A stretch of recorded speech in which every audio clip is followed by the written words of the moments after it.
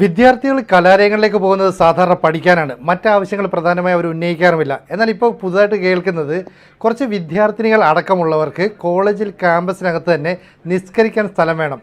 ഞാൻ പറഞ്ഞു വരുന്നത് മൂവാറ്റുപുഴയിലെ ഒരു കലാലയത്തെക്കുറിച്ചാണ്. ഈ കലാലയത്തിന് തൊട്ടടുത്ത് തന്നെ 3 മോസ്കുകളുണ്ട്. അതായത് സ്ത്രീകൾക്കുൾപ്പെടെ നിസ്കരിക്കാനുള്ള സൗകര്യമുള്ള മോസ്കുകൾ. എന്നിട്ടും വിദ്യാർത്ഥി സംഘടനകൾ, പ്രത്യേകിച്ച് SFI അതുപോലെ തന്നെ MSF തുടങ്ങിയ വിദ്യാർത്ഥി സംഘടനകളാണ് കോളേജ് പ്രിൻസിപ്പലിനെ ഉപരോധിക്കുന്ന അടക്കമുള്ള നടപടികളിലേക്ക് കടന്നത്. സാറിൻ്റെ ശ്രദ്ധയിൽപ്പെട്ടിരുന്നു ഇങ്ങനെ ഒരു സംഭവം? ശ്രദ്ധയിൽപ്പെട്ടിരുന്നു. അതിൽ കോളേജ് മാനേജ്മെൻറ്റിൻ്റെ പ്രതികരണം അല്ലെങ്കിൽ കോളേജ് നടത്തുന്ന ക്രിസ്ത്യൻ കമ്മ്യൂണിറ്റിയുടെ പ്രതികരണം വളരെ ലോ ലെവലിലായിപ്പോയി. അതിൽ അതിശക്തമായി പ്രതികരിക്കേണ്ടതാണ്.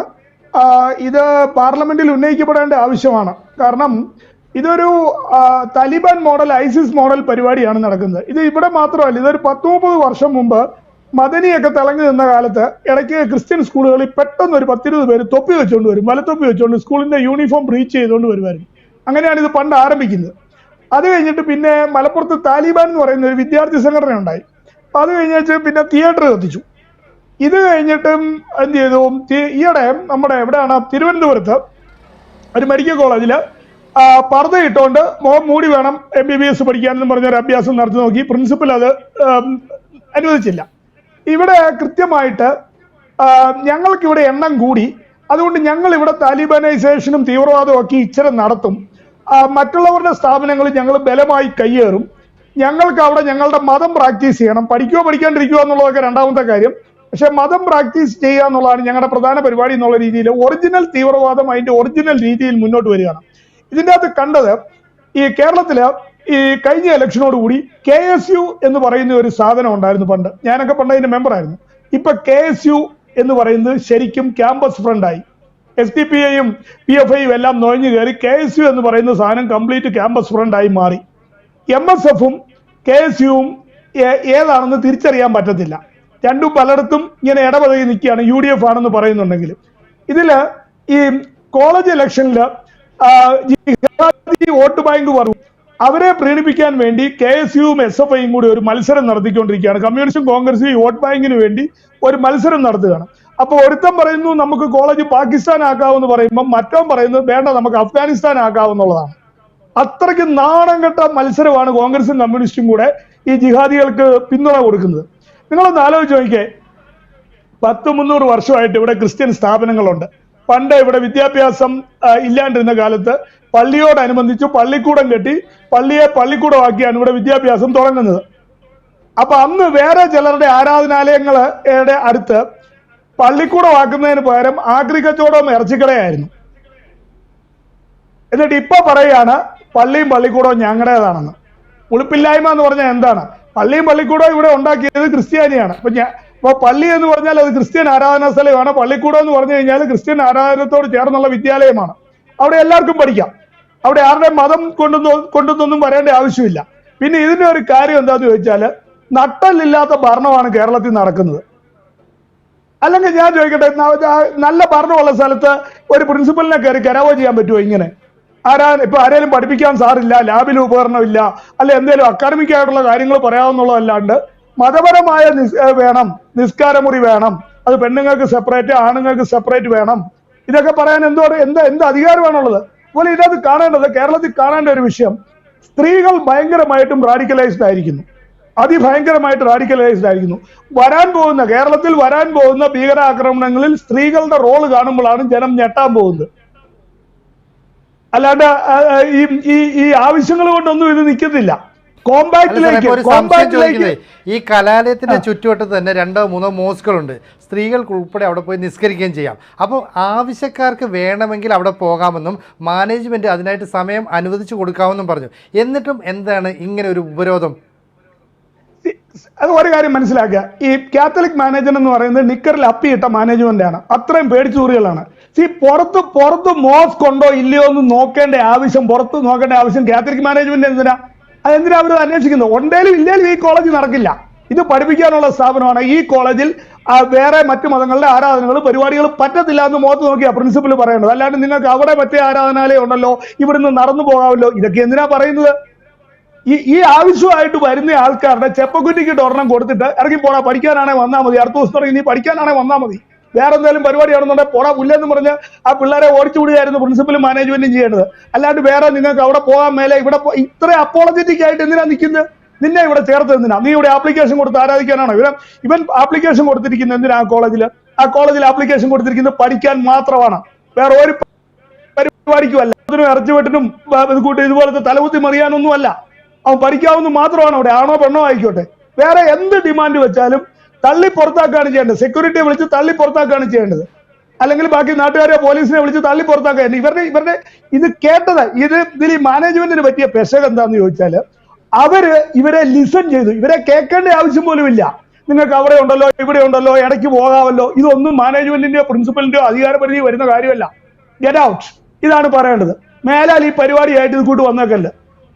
ഇവിടെ ആപ്ലിക്കേഷൻ കൊടുത്തപ്പോൾ എന്താണോ പറഞ്ഞിരിക്കുന്നത് അത് മാത്രമേ ഇവിടെ നടക്കത്തുള്ളൂ. അതുകൊണ്ട് കെരാമോ നടത്തുന്നവരെ ശാരീരികമായിട്ട് നേരിടാനുള്ള സംവിധാനം മാനേജ്മെന്റും കേരളത്തിലെ ദേശീയവാദികളും കൂടെ ഉണ്ടാക്കണം. അതായത് താലിബാൻ പരിപാടിയെ നേരിടേണ്ടത് ഇതുപോലെ എന്താ വെണ്ണനെയ് പോലെയും ചക്കമുളഞ്ഞി പോലെയും ഒന്നും അല്ല. അത് മാനേജ്മെന്റ് ഇനിയാലും പഠിക്കണം. ഈ പ്രതിഷേധത്തിന് മുന്നിൽ നിൽക്കുന്നത് SFI ആണ്, അതായത് ഇടതുപക്ഷ പ്രസ്ഥാനം, മതേതര പ്രസ്ഥാനം എന്നൊക്കെ പറയുന്ന SFI, ഒപ്പം MSF. അപ്പോൾ ഇവരെല്ലാം കൂടെ കൂട്ടുകൂടുന്നു. അപ്പോൾ ഇവരെല്ലാം ഒരേ തൂവൽ പക്ഷികളാണോ? അല്ല, ഇതിലെ KSUവിലും SFIയിലും ഉള്ളവരെയൊക്കെ മെഡിക്കൽ പരിശോധന നടത്തിയാൽ എത്ര പേർക്ക് തൊലിയുണ്ടെന്നുള്ളത് അന്നേരം അറിയത്തുള്ളൂ. ഇവരൊക്കെ പേടിച്ച് തുപ്പൽ ബിരിയാണിക്ക് വേണ്ടി വേറെ സ്ഥലത്തോട്ടൊക്കെ മാറിയവരാണ്. അവിടെ ഇരിക്കുന്ന പിള്ളേരെയൊക്കെ കണ്ടാൽ അറിയാം. അതുകൊണ്ട് ഇതിനകത്ത് വല്ല ശാരീരിക പരിശോധന അവരുടെ പേരൻസ് നടത്തി കഴിഞ്ഞാൽ എത്ര പേരുണ്ടെന്നുള്ളത്. SFIയും KSUവും ഒക്കെ ഒരു മേമ്പൊടിയാണ്. അതായത് ഇവരെല്ലാം ജിഹാദി അടിമകളാണ്. SFI ബോർഡ് വെച്ചിട്ടുണ്ട്. അതായത് ഭീകര സംഘടനകളും നിരോധിക്കപ്പെട്ട സംഘടനകളുടെയൊക്കെ നിയന്ത്രണത്തിലാണ്, ക്യാമ്പസ് ഫ്രണ്ടിന്റെയും PFIയുടെ ഒക്കെ നിയന്ത്രണത്തിലാണ് ഈ SFIയും KSUവും ഒക്കെ. അഭിമന്യുവിന്റെ ഭാഗത്തിൽ നമ്മൾ കണ്ടതാ, അനൂജയുടെ ഭാഗത്തിൽ നമ്മൾ കണ്ടതാ. SFIക്കാർ എത്ര പേര് കൊല്ലപ്പെട്ടു? എന്തേലും നടപടി എടുത്തോ? ജിഹാദിക്കെതിരെ എന്തേലും നടപടി എടുക്കാൻ ഈ SFIയെ കൊണ്ട് പറ്റിയോ? SFI ഒക്കെ വീട്ടിൽ കയറി പേടിച്ച് ഇപ്പൊ ക്യാമ്പസിൽ complete MSF, campus front, KSU, വേറൊരു ഇക്വേഷൻ വന്നു. SFI ഇപ്പൊ പോയ ഗ്രൗണ്ട് തിരിച്ചു പിടിക്കാൻ ശ്രമിക്കുകയാണ്. അതായത് SFIയുടെ കംപ്ലീറ്റ് SFIക്കാർക്ക് ഒരു ക്യാമ്പസിലും കയറാൻ മേലാത്ത അവസ്ഥ. കാരണം ജിഹാദികൾ SFIക്കാരെ പുറന്തള്ളിക്കൊണ്ടിരിക്കുകയാണ്. അപ്പൊ എങ്ങനെയാലും അവരെ പീഡിപ്പിച്ച് കൂട്ടാൻ വേണ്ടിയാണ് SFIക്കാർ ഈ പോരാട്ട നാടകം നടത്തുന്നത്. ഈ SFIക്ക് പോലീസും ഗവൺമെന്റും പിന്തുണ കൊടുക്കുന്നതുകൊണ്ടാണ് പ്രിൻസിപ്പലിന്റെ ഓഫീസിൽ കയറി ഈ തെമ്മാടിത്തരം കാണിക്കാൻ പറ്റിയത്. മാനേജ്മെന്റ് കൃത്യമായിട്ട് ഇത് ചെയ്യേണ്ടത് മൂവാറ്റുപുഴയിലെ കോളേജ് മാനേജ്മെന്റ് ചെയ്യണം. കൈവെട്ട് നടന്ന സ്ഥലമാണ്. അവരെ കോടതി ചെറിയ ശിക്ഷ കൊടുത്ത് ഊരി വിട്ടു. അപ്പം കൃത്യമായിട്ട് ഇത് പാർലമെന്റിൽ ഉന്നയിക്കും. ഇമ്മീഡിയറ്റ് ആയിട്ട് ഇത് കേന്ദ്ര ആഭ്യന്തര വകുപ്പ് മന്ത്രി അമിത്ഷാജിയുടെ ശ്രദ്ധയിൽ കൊണ്ടുവരികയും പട്ടാളത്തെ വിന്യസിക്കാനുള്ള നടപടി എടുക്കുകയാണ് ചെയ്യേണ്ടത്. കാരണം ഇത് എല്ലാ കോളേജിലോട്ടും വരാൻ പോവുക. ഒരു കോളേജിന്റെ പ്രശ്നമല്ല ഇത്. ഇതെല്ലാ കോളേജിലോട്ടും റാഡിക്കലൈസേഷൻ വരാൻ പോവുകയാണ്. അത് മെഡിക്കൽ കോളേജ് വരെ വന്നു കഴിഞ്ഞു, മറ്റ് സ്ഥലങ്ങളിലെല്ലാം വന്നു കഴിഞ്ഞു. ഇത് മതം പഠിപ്പിക്കുന്നവർക്ക് ശമ്പളവും കാര്യങ്ങളും കൊടുക്കാൻ തുടങ്ങി. ഇപ്പൊ കൃത്യമായിട്ട് വിദ്യാഭ്യാസ സ്ഥാപനങ്ങൾ പിടിച്ചടക്കിക്കൊണ്ട് ബാക്കിയുള്ളവരെ ഞെരുക്കാനും ബാക്കിയുള്ള ആൾക്കാർക്ക് ജീവിക്കാൻ മേലാത്ത സംവിധാനം ഉണ്ടാക്കുന്ന പരിപാടിയാണ് ഇത് തുടങ്ങിയിരിക്കുന്നത്. ഇത് വളരെ കൃത്യമായ പ്ലാനിങ്ങും ആസൂത്രണവും നടത്തി പ്രശ്നം ഉണ്ടാക്കിയിരിക്കുകയാണ്. അല്ലാണ്ട് ഒരു ആക്സിഡന്റലായിട്ട് സംഭവിച്ചതല്ല. വളരെ നാളത്തെ ആസൂത്രണം, പ്ലാനിങ്, അതിന് പറ്റിയ റാഡിക്കലൈസ്ഡ് ആയിട്ടുള്ള പിള്ളേരെ അവിടെ ആദ്യം അഡ്മിഷൻ എടുപ്പിക്കുന്നു, അവരുടെ ഒരു ഗ്രൂപ്പ് ഉണ്ടാക്കുന്നു, എന്നിട്ട് ആ ഗ്രൂപ്പിനെ കൊണ്ട് കംപ്ലൈന്റ് കൊടുപ്പിക്കുന്നു. ഇതൊക്കെ എല്ലാ കോളേജിലും ഇത് കൂട്ട് അഭ്യാസങ്ങളാണ് നടക്കുന്നത്. അല്ലാണ്ട് പെട്ടെന്ന് ഒരു ആക്സിഡന്റലായിട്ട് നടക്കുന്ന ഇവന്റ് അല്ല. അതിന്റെ പുറകിൽ കൃത്യമായ പ്ലാനിങ് ഉണ്ട്, ആസൂത്രണം ഉണ്ട്, സപ്പോർട്ട് ഉണ്ട്. ഇവരെല്ലാരും ഇതുപോലെ തന്നെയാണ് പണ്ട് ഉമ്മൻചാണ്ടി ഭരിച്ചുകൊണ്ടിരുന്ന പ്ലാൻ. എരുമേലിയിൽ ഒരു സാറിന്റെ യാത്രയപ്പിന് ക്രിസ്ത്യൻ സ്കൂളാണ്, അവിടെ പന്നിയിറച്ചി കഴിച്ചു എന്നും പറഞ്ഞുകൊണ്ട് പെട്ടെന്ന് 10,000-ഓളം ISIS താലിബാൻ ഫൈറ്റേഴ്സ് മുറ്റത്തെത്തുന്നു. സാറിന്റെ ഹെഡ്മാസ്റ്ററിനെയും സാറിനെയും പിടിച്ചിടിക്കുന്നു, പിള്ളേരെ ഇടിക്കുന്നു, 1.5 ലക്ഷം രൂപ നഷ്ടം ഉണ്ടാക്കുന്നു. പക്ഷേ ക്രിസ്ത്യൻ മാനേജ്മെന്റ് പരാതി കൊടുത്തില്ല. പേടിച്ചുപോയി. കാഞ്ഞിരപ്പള്ളി രൂപത പേടിച്ചുപോയി. കാരണം മുകളില് സോണിയാഗാന്ധിയും മൻമോഹൻ സിംഗും ആയിരിക്കുന്ന ഡൽഹിയിലെ, ഇവിടെ ഉമ്മൻചാണ്ടി ആയിരുന്നു. ഒന്നും സംഭവിച്ചില്ല. സ്കൂൾ നശിപ്പിച്ചിട്ട് ജിഹാദി പാട്ടും പാടിപ്പോയി.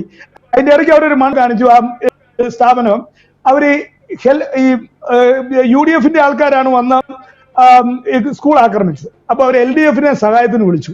അവിടെ സഹായത്തിന് വിളിച്ചപ്പം ഈ UDFന്റെ ആക്രമണത്തിന് നേതൃത്വം നൽകുന്ന ആളുടെ സഹോദരനാണ് അവിടുത്തെ LDFന്റെ നേതാവ്.